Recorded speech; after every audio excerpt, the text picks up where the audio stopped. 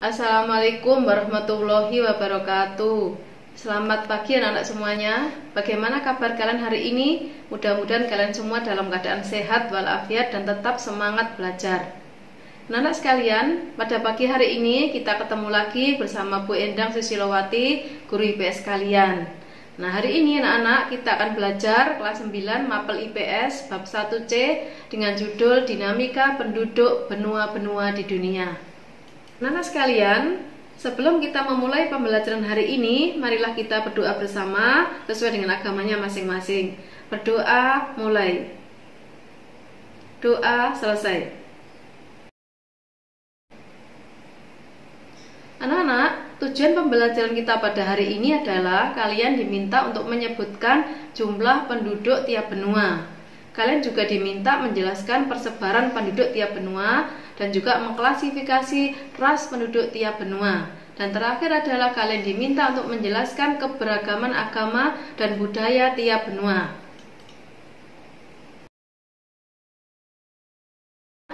Sebelum kita masuk ke materi utama, coba amati peta di bawah ini. Ya, anak-anak perhatikan petanya. Di situ ada benua-benua, ada benua Amerika, benua Asia, benua Eropa, benua Australia, benua Antartika. Ya, anak-anak, masing-masing benua nanti kita akan bahas masalah dinamika penduduknya. Oke anak-anak, kita masuk. Bagian pertama adalah tentang dinamika penduduk benua Asia.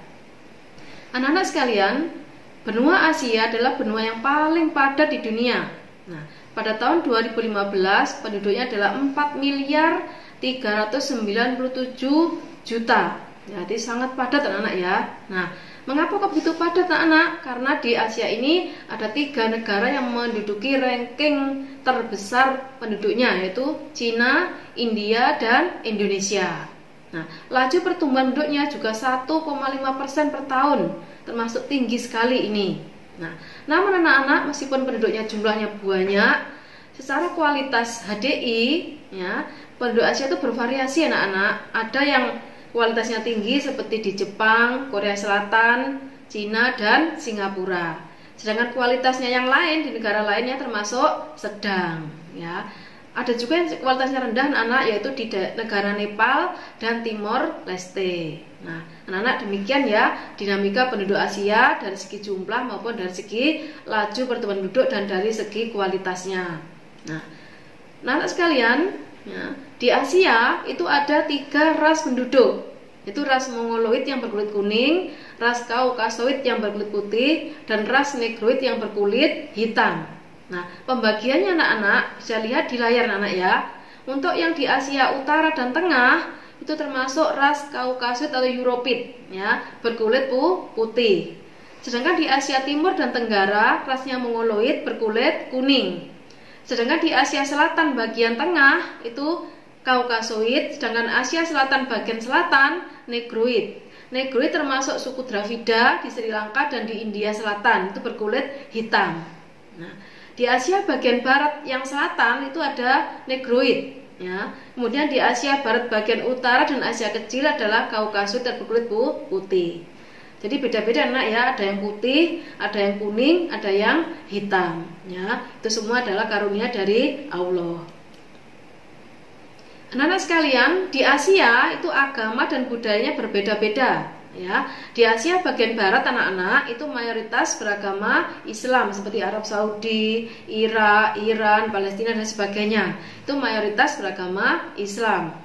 Di Asia Selatan mayoritas itu Hindu anak-anak ya, terutama di India itu mayoritas Hindu. Sedangkan di Asia Timur seperti di Cina, di Korea Selatan, Korea Utara, Jepang mayoritas beragama Buddha. Nah, sedangkan di Asia Tenggara mayoritas adalah Islam dan juga Buddha. Sedangkan di Filipina dan Timor Leste mayoritas beragama Katolik. Ya. Nah, anak-anak sekalian, Asia mempunyai budaya yang beragam. Nah, keragaman budaya tadi terlihat dari segi bahasa, karya seni, literatur, musik, tarian, tekstil dan arsitektur. Ya. Oleh karena itu anak-anak kita harus saling menghargai, saling menghormati, karena agamanya beda-beda, budaya juga berbeda-beda. Namun kita semua tetap saling menghargai, saling menghormati. Nah sekalian, setelah kalian tadi memahami tentang dinamika penduduk Asia, sekarang kita masuk yang nomor 2, yaitu dinamika penduduk Afrika. Anak-anak, ketika kamu mendengar kata Afrika, apa yang kamu bayangkan? Mungkin ingat penduduknya berkulit hitam, itu anak-anak ya. Nah, anak-anak sebenarnya apakah semua penduduk Afrika berkulit hitam? Tidak, anak-anak ya. Ada yang hitam dan juga yang tidak hitam. Nah, anak-anak sekalian, jumlah penduduk Afrika tahun 2015 adalah 906 juta. Jadi masih kalah jauh dibandingkan dengan Asia. Kemudian sebaran penduduknya tidak merata, ada yang padat, ada yang sedang, ada yang jarang. Kemudian wilayah yang jarang penduduknya adalah daerah gurun Sahara, anak ya. Daerah gurun pasir yang sangat panas, itu penduduknya jarang. Sedangkan yang padat itu di lembah Sungai Nil karena sangat subur sehingga padat sekali penduduknya. Nah, berdasarkan indikator HDI anak-anak, kualitas penduduk Afrika rata-rata rendah, ya. Dari segi pendidikan, kesehatan, kesejahteraan, rata-rata masih rendah, gitu ya. Kemudian mayoritas penduduknya adalah suku Negro yang berkulit hitam. Karena mayoritas berkulit hitam, maka benua Afrika disebut benua hitam. Bagaimana anak sudah paham semuanya? Nah, kalau sudah paham kita lanjut ya. Yaitu suku Negro dibagi menjadi 2 kelompok. Ada Negro Sudan sama Negro Bantu. Kalau Negro Sudan cirinya kulitnya hitam, bibirnya tebal, rambutnya keriting. Kalau Negro Bantu cirinya seperti Negro Sudan tetapi lebih terang kulitnya. Artinya tidak terlalu hitam tapi agak terang, gitu ya. Itu bedanya. Ya. Paham anak-anak ya? Nah, kita lanjut sekarang. Penduduk Afrika anak-anak itu dibagi menjadi 4 kelompok.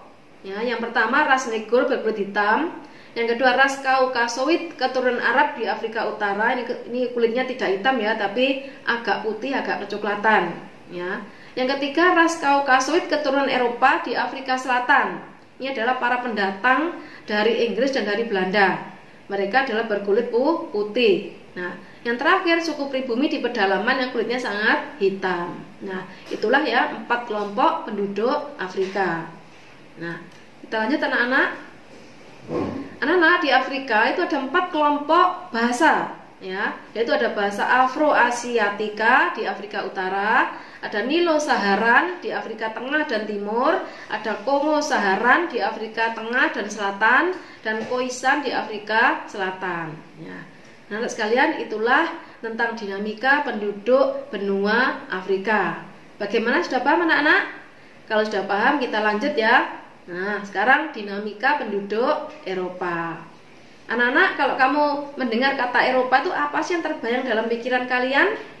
Mungkin terlintas dalam pikiran adalah orang berkulit putih. Ya betul anak ya. Memang mayoritas penduduk Eropa berkulit putih atau Kaukasoid. Nah, jumlah penduduk Eropa tahun 2016 adalah 742 juta. Jauh di bawah Asia anak ya. Nah, kemudian pertumbuhan penduduknya juga rendah, hanya 0,2% per tahun, termasuk rendah anak ini ya. Nah, meskipun demikian, kualitas penduduknya sangat tinggi anak, terutama di Inggris, Perancis, Jerman, Spanyol, yaitu sangat tinggi kualitasnya. Dari segi kesehatan, pendidikan maupun kesejahteraan sangat tinggi. Sedangkan di Eropa lainnya kategorinya tinggi, ya begitu. Nah, anak tadi sudah Benang sampaikan bahwa mayoritas penduduk Eropa adalah berkulit putih atau termasuk Kaukasoid. Kulit putih, tinggi, rambutnya pirang, gitu ya. Kamu bisa lihat nanti di TV-TV gitu, bisa banyak itu ada bintang-bintang film yang kulitnya seperti itu. Nah, paham anak ya? Nah, kalau sudah paham, mari kita lanjutkan. Yaitu berdasarkan ras dan fisiknya, ya, penduduk Eropa itu dibagi menjadi 5 kelompok, yaitu bangsa Nordik, bangsa Alpen, kemudian bangsa Slavia, bangsa Dinarik, dan bangsa Mediteran. Nah, nanti masing-masing bisa kamu pelajari di buku paket kalian ciri-cirinya seperti apa, tempatnya di mana saja mereka itu, ya. Di sini Benang tidak menjelaskan terlalu detail, nanti waktunya tidak cukup anak ya. Oke ya. Lanjut sekarang, bagaimana sih agama-agama di Eropa anak-anak? Nah, di Eropa anak-anak mayoritas itu beragama Katolik Roma. Yang nomor 2 ada Kristen Protestan, nomor 3 ada Kristen Ortodok, ya, terutama di Rusia dan sekitarnya. Juga ada Islam yang di Eropa Timur dan juga ada Yahudi. Ya, itu agama-agama yang ada di Eropa. Nah, anak sekalian, sekarang kita akan lanjut ke materi berikutnya, yaitu dinamika penduduk Amerika. Nah, anak-anak, kalau kita mendengar istilah Amerika, anak pasti kamu bayangkan, Amerika itu sesuatu yang sangat maju gitu ya. Betul anak-anak ya? Jadi Amerika itu negara maju, yang sangat maju, negara adikuasa. Nah, jumlah penduduk Amerika anak-anak hanya 987 juta. Termasuk sedikit, termasuk kecil dibandingkan dengan Asia. Nah, pertumbuhannya juga rendah, hanya 0,9% per tahun, anak. Ya. Kemudian kualitas penduduknya tinggi sekali, terutama di Amerika Serikat, Kanada, Chile, dan Argentina. Sedangkan lainnya rata-rata sedang. Nah, anak-anak, suku aslinya Amerika itu sebenarnya bukan kulit putih, bukan. Tapi adalah suku Indian dan Eskimo. Suku Indian kulitnya agak kemerah-merahan, anak ya. Nah, nanti pada abad ke-15 mulai datang bangsa-bangsa Eropa itu datang ke Amerika, dan mereka akhirnya menguasai benua Amerika, sehingga nanti Amerika itu penduduknya sekarang menjadi berkulit putih mayoritasnya. Paham anak ya? Nah, kalau sudah paham anak, sekarang kita lanjut ya. Agama-agama di Amerika itu bervariasi juga anak ya. Yang di Amerika Utara mayoritas beragama Kristen ya. Sedangkan di Amerika bagian selatan anak-anak mayoritas beragama Katolik. Nah, namun ada juga yang beragama lainnya seperti Islam, Yahudi, Buddha, dan Hindu ya. Jadi di benua Amerika itu anak-anak variasi agamanya bermacam-macam ya. Namun saling menghormati ya. Nah, anak sekalian, selain bidang agama, ada juga hal terkenal di Amerika, itu mengenai tarian anak ya. Tarian terkenal adalah tari samba dari Brasil, anak itu sangat terkenal, dan juga tari tango dari Australia. Kemudian budayanya anak-anak di Amerika bagian utara, budaya Anglo-Saxon. Karena apa? Karena mayoritas dikuasai oleh Inggris. Sedangkan di Amerika bagian selatan, budayanya adalah budaya Latin, karena mayoritas dikuasai oleh Spanyol dan Portugal. Itu sehingga membuat Amerika itu budaya beda antara utara dengan selatan. Nah, anak sekalian, kita masuk pada bagian terakhir, yaitu benua Australia, New Zealand, dan Oceania. Nah, anak, penduduk asli Australia adalah suku aborigin yang berkulit hitam. Nah, sedangkan di New Zealand, suku aslinya adalah suku Maori yang berkulit hitam juga. Namun anak-anak, mulai pada abad ke-14 datanglah para imigran dari Inggris, anak-anak yang berkulit putih. Lama-kelamaan dari Inggris tadi makin banyak, sehingga menguasai seluruh Australia dan Selandia Baru. Sedangkan suku aslinya terdesak ke pedalaman anak ya, sehingga sampai sekarang suku aslinya tinggal sedikit, dan terjadi perkawinan campuran antara yang asli dengan yang kulit putih ya. Sehingga sampai sekarang anak-anak mayoritas penduduk di Australia dan Selandia Baru adalah berkulit putih, terutama yang dari Inggris. Anak-anak, setelah kalian mempelajari ya materi benua-benua dinamika penduduk benua-benua tadi, sekarang kita ambil kesimpulan. Nah, kira-kira apa kesimpulannya anak-anak?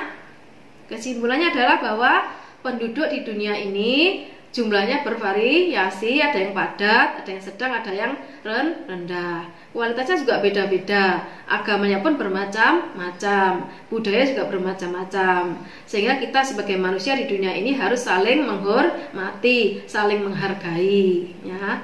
Nah, anak sekalian, setelah kalian mempelajari ini, bagaimana perasaan kalian? Apa kalian senang belajar hari ini? Mudah-mudahan semuanya senang. Sebelum saya tutup anak-anak, saya beri tugas. Tugasnya tidak membuat soal, tidak mengerjakan soal, tidak, tapi pelajarilah buku paket kalian ya, bab 1 bagian C untuk persiapan ulangan pada minggu depan. Demikian anak ya, cukup sampai di sini. Terima kasih. Wassalamualaikum warahmatullahi wabarakatuh.